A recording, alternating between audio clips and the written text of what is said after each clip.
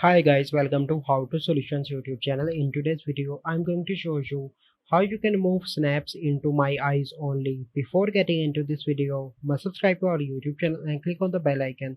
The first step you need to do is to open Play Store and update your Snapchat application. Once you've done that, you simply need to go and open Snapchat.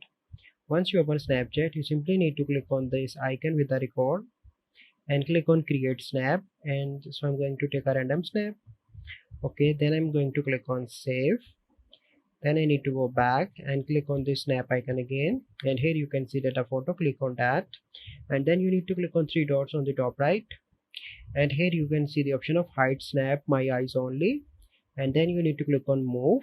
So now you can see that my picture is moved into my eyes only. So this is the process by which you can move snaps into my eyes only. I hope you find this video helpful. If you find this video helpful, must like this video, subscribe to our YouTube channel for future videos. We'll see you in the next video. Thank you. Have a good day.